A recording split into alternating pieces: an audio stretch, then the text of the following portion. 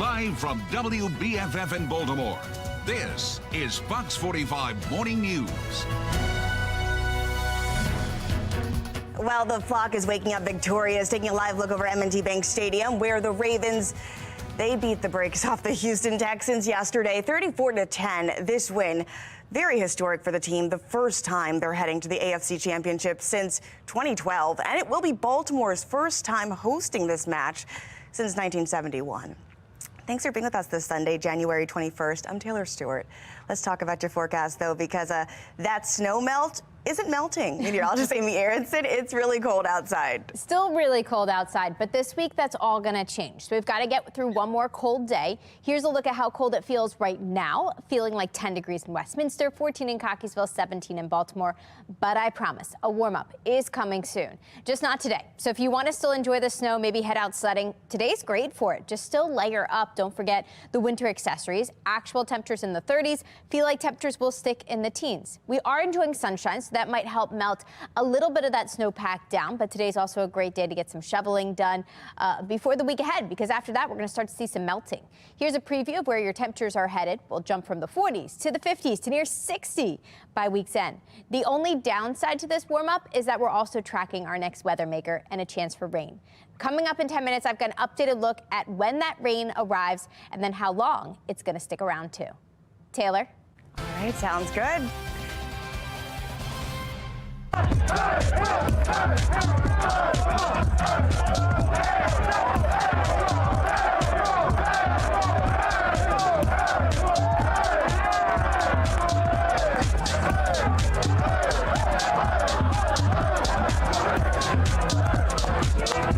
dancing in the studio. When you win like this, you can dance like that, Harbaugh. Come on, even the coach is getting in on it for the celebration after last night's big win against the Texans.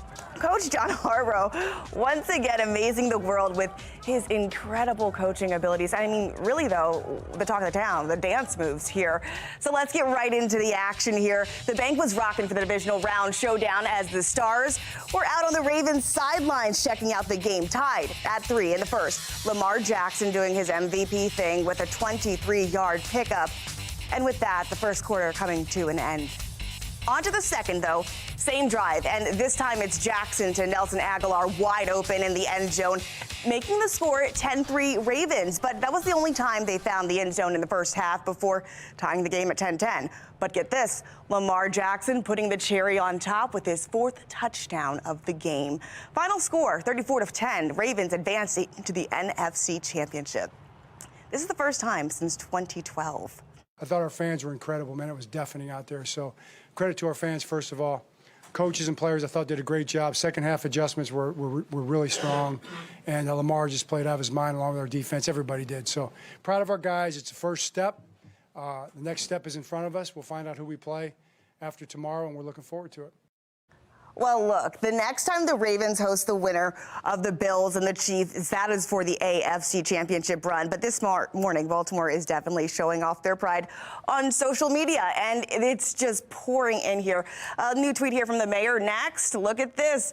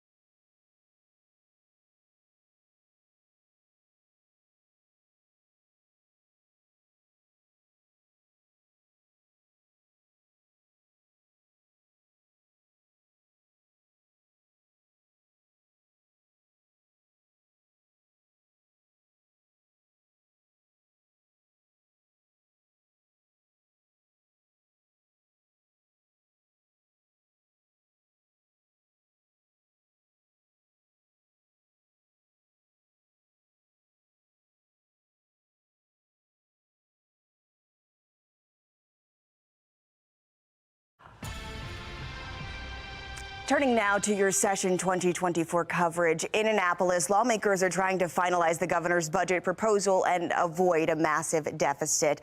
Governor Moore says he's focused on the future, promising to fully fund the state's blueprint for education, or the Kerwin plan as it's called. The governor also announced $1.8 million for small business innovation research and $500,000 for the Pavla Innovation Acceleration Grant Program.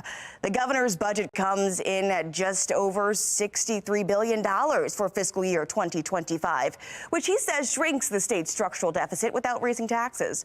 But with many big ticket items still on the table, our Jessica Babb spoke with county leaders who are now asking how it'll all get funded. Happy Budget Day. With a new budget announced, We will achieve each of these goals without raising taxes on Marylanders. and Maryland facing a daunting deficit. This budget shrinks the structural deficit by 34%. There are some tough decisions and challenges ahead. There's key questions about how Governor Wes Moore's proposal will get paid for. The funding sources are disappearing. My major concern is to ensure that we are not passing the buck to the counties long term to carry too much of the burden that we can't sustain or afford. Andrew Friedson, Montgomery County's council president, says with $3.3 billion in cuts to the Department of Transportation, it was going to cost them big in the county. Included in those cuts, among others, was over $17 million in cuts to local bus service. Our local ride-on bus service serves some of our most vulnerable residents. But since Governor Moore has announced a one-time, one-year solution of taking $150 million from the state's rainy day fund to offset some of those costs. Well, it stops the bleeding, certainly. It's kind of like sending an ambulance to stabilize the patient. But now the clock is ticking with the next challenge of sustainability, with the need for long-term solutions. A punt on the difficult conversations on that expensive wish list of projects that do not have funding sources, punting those difficult conversations to next year.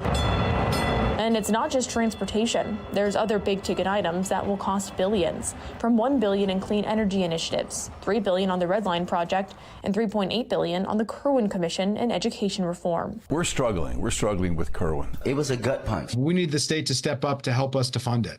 And we need to make sure that we are doing it in a way that doesn't fall back on the historical challenges we have faced, that when state challenges occur, they lean on the counties to solve them. There's other initiatives in Governor Moore's budget, including $127 million in funding for local law enforcement agencies, $115 million to address housing needs, and $270 million for the child care scholarship, among many others. When the bills come due, the burden could still be on taxpayers. These burdens that are passed along to the county do not free our residents from the burdens to pay for them.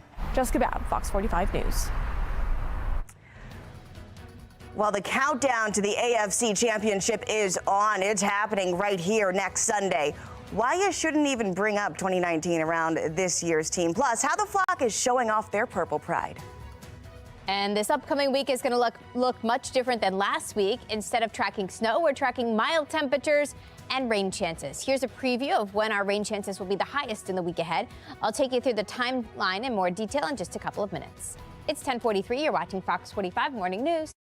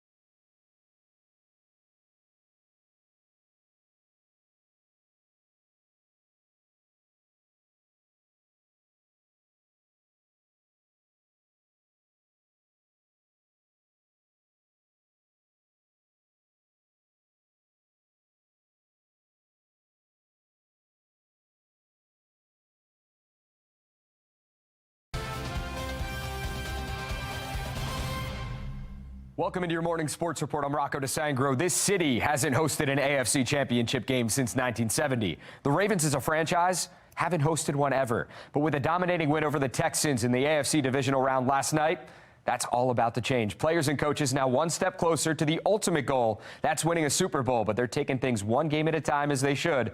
The bank was rocking for the divisional round showdown, and the Stars were out on the Ravens sideline, tied at 3 in the first. Lamar Jackson just going to do Lamar Jackson things. Big 23-yard pickup with his legs on the play, and with that, the first quarter would come to an end. Second quarter now, same drive though. Ravens knocking, and it's Lamar Jackson connecting with a wide-open Nelson Aguilar in the end zone, 10-3 Ravens. But that was the only time they found the end zone in the first half. Ravens 3 and out on their very next offensive possession. Jordan Stout on the punt. Steven Sims fields it at the 33. Breaks a tackle, has some space, and check this out. He is gone. 67-yard return for a touchdown. Ravens fans hating it. Texans back in business, tying the game at 10. Ravens could not get anything going offensively to end the half. Lamar Jackson sacked for a loss here. This one tied at the break. Different story, though, in the second half. That could be due to a Lamar Jackson halftime talk with his team. Lamar getting it done with his legs to open the second quarter. 15-yard touchdown, second half rather, gives the Ravens the lead. Next offensive possession, Ravens in the red zone. Lamar to Isaiah Likely. Heck of an adjustment to make the catch. The second-year tight end with his 6th touchdown in 6 games. Ravens lead 24-10. After another stop on defense, Ravens back with the ball. Lamar with the cherry on top, running into the tunnel for his 4th touchdown of the game. He would come out of the tunnel. There he is right there. As the Ravens advance to the AFC Championship game for the first time since 2012, 34-10, the final score. I thought our fans were incredible, man. It was deafening out there. So credit to our fans, first of all. Coaches and players, I thought, did a great job. Second half adjustments were really strong. And Lamar just played out of his mind along with our defense. Everybody did. So proud of our guys. It's the first step. The next step is in front of us. We'll find out who we play after tomorrow, and we're looking forward to it. So with a 34-10 win over the Texans in the divisional round, the Ravens will host the winner of the Bills and the Chiefs in the AFC Championship. Lamar Jackson, 4 total touchdowns. With the Ravens defense holding C.J. Stroud and the Texans offense out of the end zone, the only touchdown coming on special teams. Morgan Adsit caught up with one of the Ravens following the game. Morgan, not the same team from 2019, is it? Yes, Rocco, these are not your 2019 Ravens. Of course, every season brings a new roster and a new team, but about a fifth of this roster remembers 2019 and that early playoff exit, and the Ravens wanted to make sure this go around as AFC North champs and the #1 seed that playoffs would be staying right here in Baltimore and run all the way through the Super Bowl. And one of those Ravens who was here back in 2019, nose tackle Michael Pierce, joined me one-on-one in the locker room to discuss that and the Ravens' huge divisional win over the Texans. I know, completely different team 4 years ago, but you've been on the other end of this before. How big was this? Getting the bye, you have the #1 seed, no rust, you come out here and take care of business in the divisional round. It was major. Guys who were injured, we got Zay back, Zay Flowers back. Little Nixon injuries got to heal and just be unbothered. So got extra practice time, hard practice, just really hard this time, just to make sure that everybody was on point, everybody was focused. So to get that bye, have our bodies fresh, was awesome. Does it feel like a weight off the shoulders just a little bit to get back into it? And everyone's 0-0 in the playoffs, but you come out here and you're 1-0 now. No, certainly. We stressed coming out fast, literally every day of that break, every day of this week, just making sure that everybody knew. You know, a lot of guys weren't here in 2019, but the guys who were here knew, but everybody was on point. Hey, we got to come out starting fast, make sure everybody's on point, everybody's together. So that was literally our focus. I think everybody played a well-rounded game today, and that was the result. Is the focus now enjoy it, but stack it? How do you approach? Oh, certainly. No, I mean, we aim for 2 weeks from now, 3 weeks from now. I don't know the exact date, but no, we're going to focus on who we get to play next week. We'll find out tomorrow. And, yeah, we're going to enjoy it today, enjoy it the next day, but Monday, recovery, we're back to work. AFC Championship, first time in Ravens franchise history is coming through Baltimore. What does that mean to someone like you that's been here so many years and now 2 different times? That's awesome. I didn't know it was the first time in history. Yeah, for Ravens. But no, that's awesome for our fans. Obviously awesome for us and our guys and our coaches and the costume all the way up. But that home field advantage is going to be sweet. So obviously we got to play that game, but it's going to be sweet to have it here. When the defense shuts the offense out of the end zone, and then you see on the other side for you guys Lamar Jackson's 4-touchdown performance, what does that say about this team and any team facing you? You're facing a complete team. Like I said, our defense has been playing well this year, as well as Lamar. Shameless plug, MVP. But no, man, we're playing a well-rounded team, a team that's hungry, a team that's focused. So I think that's what that statement says. It was unusual playoffs on the AFC entering it for you guys. You faced all the teams except the two that you couldn't face for this, and now those are the two left that you could face. Mm-hmm. Any preference when you break down the Bills, the Chiefs, or you're just going to let it come to you naturally? You just got to let it come. There's no point in just stressing, oh, we want to play the Bills or we want to play the Chiefs. Obviously, they're both amazing quarterbacks. So either way, we'll be up for the challenge, but we'll let it come to us and then worry about that when that result happens. Thanks, Mike. Congratulations. The Ravens are not going anywhere. For the first time in franchise history, the Ravens will host the AFC Championship. It'll be either against the Chiefs or Bills, who play tomorrow night. Reporting at M&T Bank Stadium, I'm Morgan Atzit for Sports Unlimited. I'm just going to say it because we were all thinking it. It looked like Michael Pierce was wearing the comfiest jacket of all time. That's going to do it for your morning sports report. I'm Rocco DeSangro. Thanks for watching, and have a great Sunday. Well, some viewers sent us photos of how they showed off their purple pride yesterday. Rian sent us this photo. He says he came all the way from Cincinnati to watch the Ravens beat the Texans. Worth the trip, I'd say. And check this one out. The flock knows no boundaries. Robin, who lives in Mexico, sent us this photo of her cheering on the big bad birds of Baltimore. Look at that. Cross country. Whether you're at the game here at home or across the country or at a bar, checking out the Ravens, go ahead, scan the QR code. Let us know how you are celebrating and taking it all in. This will take you to Stackla, rather foxbaltimore.com. It is all powered by Stackla. All right, let's go ahead and get another look at your forecast. Meteorologist Amy Aronson. Look, we're in for a wild ride this week, but today still very cold. Cold and snowy still today. So if you want to get out and still enjoy the snow on the ground, maybe you want to enjoy some sledding or knock some shoveling out. Today's not a bad day for it. It's just a little cold, so bundle up. Tomorrow, I'd go for it. Tomorrow, we're going to spend in the 40s, a little more manageable, and same on Tuesday. Tuesday, last day for it, because after that, we're tracking some rain. So that's going to help kind of clear things out, wash away that salt.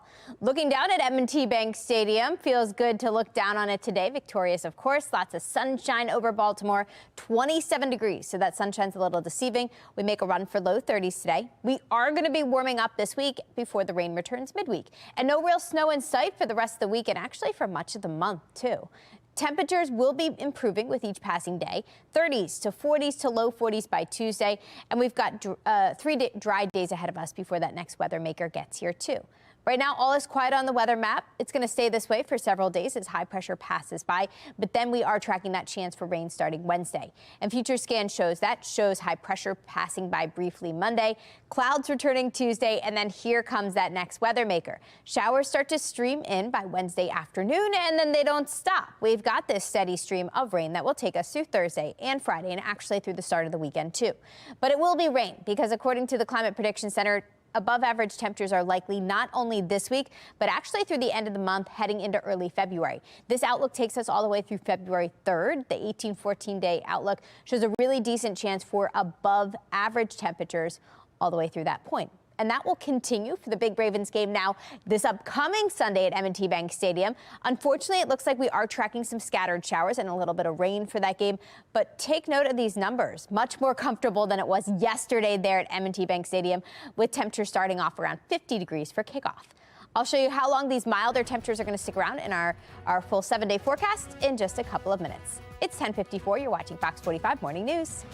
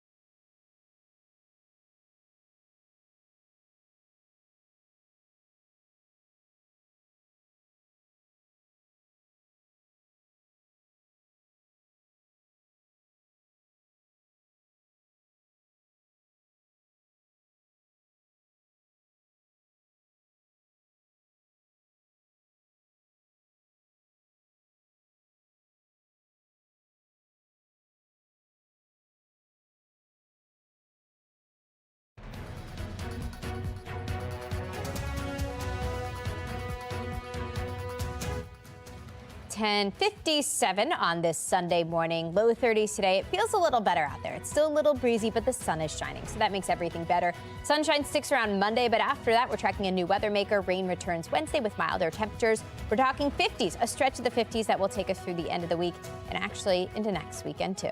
That just sounds wild, considering we spent this entire week in what felt like the teens some days. Time to say goodbye to the snow. All right, well, goodbye to the snow. Hello to the week. Thanks for joining us this morning.